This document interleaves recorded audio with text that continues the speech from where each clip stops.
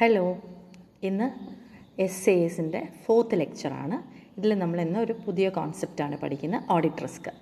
ഇതൊക്കെ വളരെ ഇമ്പോർട്ടൻ്റ് ആയ കോൺസെപ്റ്റ്സാണ്.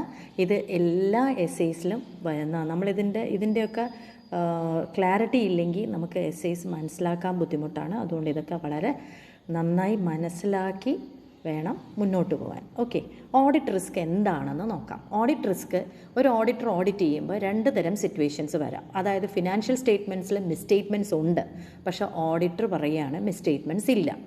അതൊന്ന്. രണ്ടാമത്തേൽ ഫിനാൻഷ്യൽ സ്റ്റേറ്റ്മെൻറ്റ്സ് മിസ്സ്റ്റേറ്റ്മെൻറ്റ് ഇല്ല, പക്ഷേ ഓഡിറ്റർ പറയുകയാണ് ഫിനാൻഷ്യൽ സ്റ്റേറ്റ്മെൻറ്റ്സിൽ മിസ്സ്റ്റേറ്റ്മെൻറ്റ് ഉണ്ടെന്ന്. ഇതിൽ ഏതാണ് ഓഡിറ്റ് റിസ്ക്? ഏതായിട്ടാണ് നിങ്ങൾക്ക് തോന്നുന്നത്? ആദ്യത്തേതാണോ രണ്ടാമത്തെയാണോ? ആദ്യത്തേതാണ്. ഓക്കെ, എന്തുകൊണ്ടാണെന്ന് വെച്ചാൽ രണ്ടാമത്തത് അല്ല എന്ന് പറയാൻ കാരണം, ഇപ്പോൾ രണ്ടാമത്തെ കേസിൽ ഫിനാൻഷ്യൽ സ്റ്റേറ്റ്മെൻറ്റ്സിൽ മെറ്റീരിയൽ മിസ്സ്റ്റേറ്റ്മെൻറ്റ് ഇല്ല, പക്ഷേ ഓഡിറ്റർ പറയുകയാണ് മിസ്സ്റ്റേറ്റ്മെൻറ്റ് ഉണ്ട്.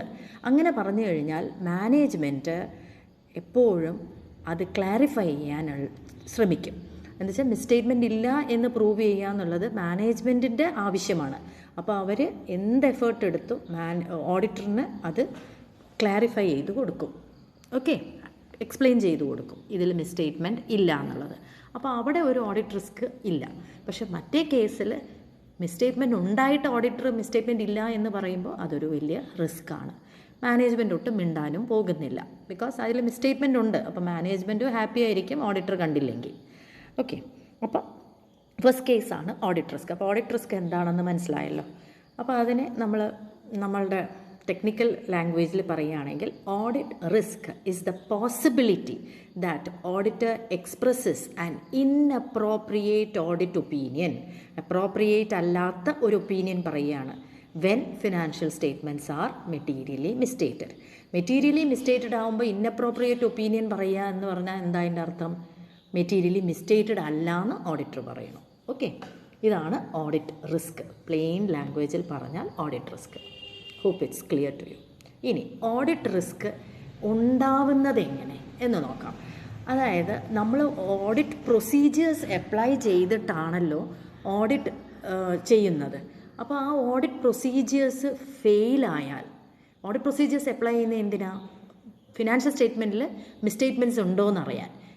അപ്പോൾ അത് ഫെയിലായാൽ, മിസ്സ്റ്റേറ്റ്മെൻറ്റ്സ് ഉണ്ടെങ്കിൽ നമ്മൾ അറിയുന്നില്ല, ഓഡിറ്റർക്ക് അറിയാൻ പറ്റില്ല.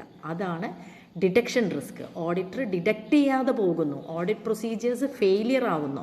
അപ്പോൾ ഓഡിറ്റർക്ക് മിസ്സ്റ്റേറ്റ്മെൻറ്റ് ഡിറ്റക്റ്റ് ചെയ്യാൻ പറ്റാതെ പോകുമ്പോഴാണ് ഡിറ്റക്ഷൻ റിസ്ക് ഉണ്ടാകുന്നത്. ഓക്കെ, നേരത്തെ നമ്മളൊരു അസേർഷൻസിൻ്റെ കാര്യം പറഞ്ഞു. അതായത് TBD, ട്രാൻസാക്ഷൻസ് ബാലൻസസും ഡിസ്ക്ലോഷേഴ്സിനെ കുറിച്ച് നമ്മൾ പറഞ്ഞു. അത് മാനേജ്മെൻറ്റിൻ്റെ അസേർഷൻസ് ആണ്, മാനേജ്മെൻറ്റിൻ്റെ എക്സ്പ്ലനേഷൻസ് ആണ്. അതിൽ ആണ് റിസ്കിന് എക്സ്പോസ്ഡ് ആണ്. അത് എപ്പോഴും അതിൽ റിസ്ക് ഉണ്ടാവാം. അതായത് ക്യാഷിൻ്റെ കാര്യത്തിൽ, അല്ലെങ്കിൽ സെയിൽസ് അക്കൗണ്ട് ചെയ്തതിൽ മിസ്റ്റേക്സ്. നമ്മൾ പറഞ്ഞല്ലോ OCA CC എന്നും പറഞ്ഞ് TBDയിലുള്ള കാര്യങ്ങൾ, അതുപോലെ ട്രാൻസാക്ഷനിലുള്ള കാര്യങ്ങൾ, ബാലൻസിൽ EVRC എന്ന് പറയുന്ന കാര്യങ്ങൾ, പിന്നെ ഡിസ്ക്ലോഷേഴ്സ്, ഇതൊക്കെ നമ്മൾ കഴിഞ്ഞ ലാസ്റ്റ് ലെക്ചറിൽ എക്സ്പ്ലെയിൻ ചെയ്തിരുന്നു. അതിലൊക്കെ എറർ വരാനുള്ള ചാൻസസ് ഉണ്ട്. They are exposed to risk. ആ റിസ്ക്കാണ് ഇൻഹെറൻറ്റ് റിസ്ക്. അത് കൺട്രോൾ ചെയ്യാനാണ് മാനേജ്മെൻറ്റ് ഇൻറ്റേർണൽ കൺട്രോൾസ് അപ്ലൈ ചെയ്യുന്നത്, ഇൻറ്റേർണൽ കൺട്രോൾ സിസ്റ്റം വെക്കുന്നത്. ആ ഇൻറ്റേർണൽ കൺട്രോൾ സിസ്റ്റം അതായത് ഡിസൈൻ, ഇംപ്ലിമെൻറ്റേഷൻ ആൻഡ് മെയിൻ്റനൻസ് ചെയ്യുന്നത് മാനേജ്മെൻറ്റാണ്. ആ ഇൻറ്റേർണൽ കൺട്രോൾ ഫെയിലിയർ ആവുമ്പോഴാണ് കൺട്രോൾ റിസ്ക് ഉണ്ടാവുന്നത്. അത് ഫെയിലിയർ ആവുമ്പോൾ ഇൻഹെറൻറ്റ് റിസ്ക് ഉണ്ടാവും. ഇൻഹെറൻറ്റ് റിസ്ക് ഉണ്ടാവുമ്പോൾ എന്താ സംഭവിക്കുന്നത്? ഫിനാൻഷ്യൽ സ്റ്റേറ്റ്മെൻറ്റ്സിൽ റിസ്ക് ഓഫ് മെറ്റീരിയൽ മിസ്സ്റ്റേറ്റ്മെൻറ്റ് ഉണ്ടാവുന്നു. എൻറ്റിറ്റിയുടെ കൺട്രോൾ നഷ്ടപ്പെടുകയാണ്. അപ്പോൾ എല്ലാം ഈ TDBയുടെ ഈ റിസ്കിനോടുള്ള എക്സ്പോഷർ കൂടുകയാണ്. ഓക്കെ, അപ്പോൾ ഈ ROMM ഉണ്ടാവുകയാണ്. റിസ്ക് ഓഫ് മെറ്റീരിയൽ മിസ്സ്റ്റേറ്റ്മെൻറ്റ് ഉണ്ടായി, ഓഡിറ്ററിൻ്റെ പ്രൊസീജിയറും ഫെയിലിയറായി, ഓഡിറ്റർക്ക് അത് ഡിറ്റക്റ്റ് ചെയ്യാൻ പറ്റാതെ പോയി. അപ്പോൾ എന്ത് സംഭവിച്ചു? ഓഡിറ്റ് റിസ്ക് വന്നു. ഓഡിറ്റർ മിസ്റ്റേറ്റഡ് ആയ ഫിനാൻഷ്യൽ സ്റ്റേറ്റ്മെൻറ്റ് മിസ്റ്റേറ്റഡ് അല്ല, മെറ്റീരിയൽ മിസ്റ്റേറ്റ്മെൻറ്റ് ഇല്ല എന്ന് ഒരു ഇൻഅപ്രോപ്രിയേറ്റ് ഒപ്പീനിയൻ പറയുന്നു. ഓക്കെ, അടുത്തത് ഇതൊരു ഇക്വേഷനായിട്ട് കാണുകയാണെങ്കിൽ എന്താണ്? ഈ എക്സ് എന്നൊരു സിറ്റുവേഷൻ ഉണ്ടാകാനും എക്സ് എന്ന സിറ്റുവേഷൻ ഉണ്ടാവാൻ 5% ചാൻസും വൈ എന്നൊരു സിറ്റുവേഷൻ ഉണ്ടാവാൻ 10% ചാൻസും ആണെങ്കിൽ എക്സ് ആൻഡ് വൈ രണ്ടും കൂടി ഉണ്ടാവാനുള്ള ചാൻസ് എത്രയെന്ന് ചോദിച്ചാൽ മാത്തമാറ്റിക്കലി പറയും 5% ഇൻറ്റു 10%, രണ്ടും കൂടി ഉണ്ടാവാനുള്ള ചാൻസ്. അതുപോലെ ഇൻഹെറൻറ്റ് റിസ്ക്കും കൺട്രോൾ റിസ്ക്കും രണ്ടും കൂടി ഉണ്ടാവുമ്പോഴാണ് റിസ്ക് ഓഫ് മെറ്റീരിയൽ മിസ്സ്റ്റേറ്റ്മെൻറ്റ് ഉണ്ടാവുന്നത്, അല്ലേ? അപ്പോൾ inherent risk into control risk ചെയ്യുമ്പോൾ റോമം ഉണ്ടാവും, risk of material misstatement. Okay, ഇനി ഓഡിറ്റ് റിസ്ക് ഉണ്ടാവുന്നത് എപ്പോഴാണ്? റോമമും ഡിഡക്ഷൻ റിസ്ക്കും ഉണ്ടാവുമ്പോഴാണ്, അല്ലേ? ROMM risk of material misstatement ഉണ്ട്, അത് ഡിഡക്റ്റ് ചെയ്യാനും പറ്റിയില്ല. അപ്പോൾ റോമം ഇൻറ്റു ഡിഡക്ഷൻ റിസ്ക് ആണ് ഓഡിറ്റ് റിസ്ക്, അല്ലേ? അപ്പോൾ റോമത്തിൻ്റെ സ്ഥലത്ത് നമ്മൾ ഫസ്റ്റ് ഇക്വേഷനിൽ പറഞ്ഞിരിക്കുന്ന ROMM is equal to inherent risk into control risk, അത് അവിടെ റോമത്തിൻ്റെ അവിടെ സബ്സ്റ്റിറ്റ്യൂട്ട് ചെയ്താൽ എന്തായി? ഓഡിറ്റ് റിസ്ക് എന്ന് പറയുന്നത് inherent risk control risk into detection risk.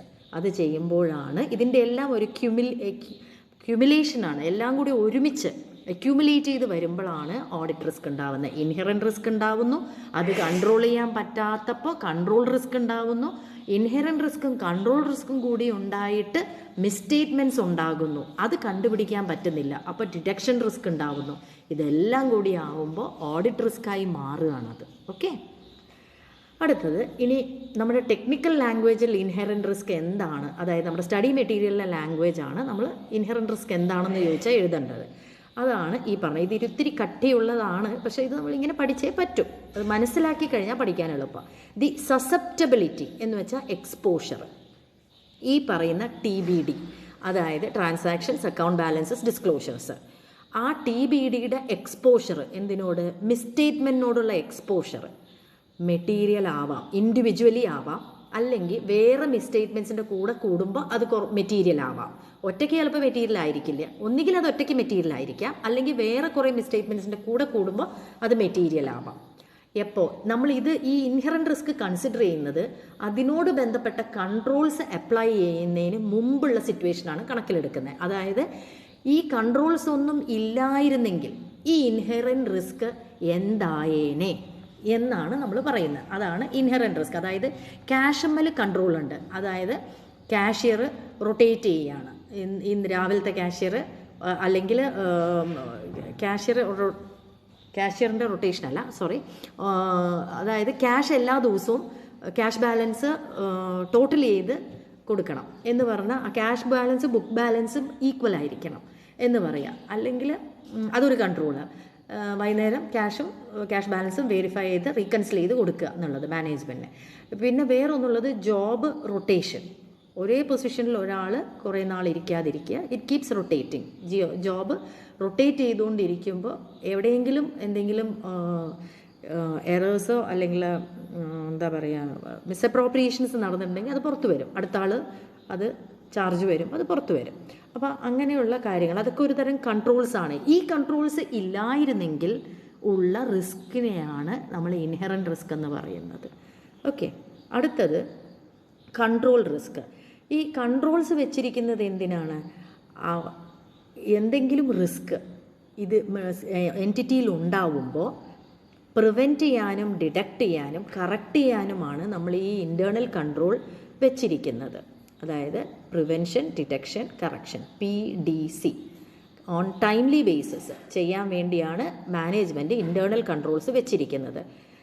അത് ചെയ്യാൻ പറ്റാതെ പോവുക, ഈ കൺട്രോൾ വെച്ചിരിക്കുന്ന കൺട്രോൾ സിസ്റ്റത്തിന് എന്തായാലും timely prevention, detection and correction ചെയ്യാൻ പറ്റാതെ പോവുക, അപ്പോൾ ഉള്ള എക്സ്പോഷർ റിസ്ക്, ഈ TDBയിലുള്ള റിസ്ക് മെറ്റീരിയൽ ആവുക, ഇൻഡിവിജ്വലി മെറ്റീരിയൽ ആവുക, അല്ലാന്നുണ്ടെങ്കിൽ മറ്റ് മെറ്റീരിയൽ മിസ്റ്റേറ്റ്മെൻറ്റ്സിൻ്റെ കൂടെ കൂടുമ്പോൾ അത് മെറ്റീരിയൽ ആവുക.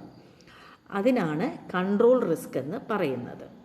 അടുത്തത് ഈ കൺട്രോൾ എന്ന് പറയുന്നത് ഞാൻ പറഞ്ഞു ഇറ്റ് ഈസ് എ ഫങ്ഷൻ എന്ന് വെച്ചാൽ it depends on the effectiveness of the dim എന്ന് വെച്ചാൽ design, implementation and maintenance of internal control system by the management. അപ്പോൾ കൺട്രോൾ എപ്പോഴും ഇതിൻ്റെ ഒരു ഫങ്ഷനാണ്, ഈ ഡിമ്മിൻ്റെ ഫങ്ഷനാണ്, ഇഫക്റ്റീവ്നെസ് ഓഫ് ഡിം. അതിൻ്റെ ഫങ്ഷനാണ് കൺട്രോൾ റിസ്ക് എന്ന് പറയുന്നത്. ഓക്കെ, ഡിറ്റക്ഷൻ റിസ്ക് എന്ന് വെച്ചാൽ നമ്മൾ ഡിറ്റക്റ്റ് ചെയ്യുക എന്നുള്ളതാണ്. അതായത് detection risk procedures perform by the auditor to reduce. എന്തിനാണ് പ്രൊസീജിയേഴ്സ് പെർഫോം ചെയ്യുന്നത്? നമുക്ക് 100% ഒരിക്കലും 100% ഓക്കെ ആണ് അങ്ങനെ ഓഡിറ്റിൽ ഒരിക്കലും നമുക്ക് പറയാൻ പറ്റില്ല. കാരണം ഒരുപാട് ഇൻഹെറൻറ്റ് ലിമിറ്റേഷൻസ് ഉണ്ട്, അത് നമ്മൾ പഠിക്കും. അപ്പോൾ ആ റിസ്ക് നമ്മൾ ഈ ഓഡിറ്റ് പ്രൊസീജിയേഴ്സ് പെർഫോം ചെയ്യുന്നത് എന്തിനാ? ഈ റിസ്ക് ഒരു ആക്സെപ്റ്റബിൾ ലോ ലെവലിലേക്ക് കൊണ്ടുവരാൻ വേണ്ടി മാത്രമാണ്, അല്ലാണ്ട് കംപ്ലീറ്റ്ലി അവോയ്ഡ് ചെയ്യാൻ പറ്റില്ല. ഓക്കെ, അത് നമുക്ക് പഠിക്കാം. ഇൻഹെറൻറ്റ് ലിമിറ്റേഷൻസ് ഉണ്ട്. ആ ലിമിറ്റേഷൻസ് കാരണം നമുക്കിത് 100% പറയാൻ പറ്റില്ല. അപ്പോൾ ഈ റിസ്കിനെ നമുക്ക് 100% കളയാൻ പറ്റില്ല, 0 ആക്കാൻ പറ്റില്ല ഒരിക്കലും റിസ്ക്.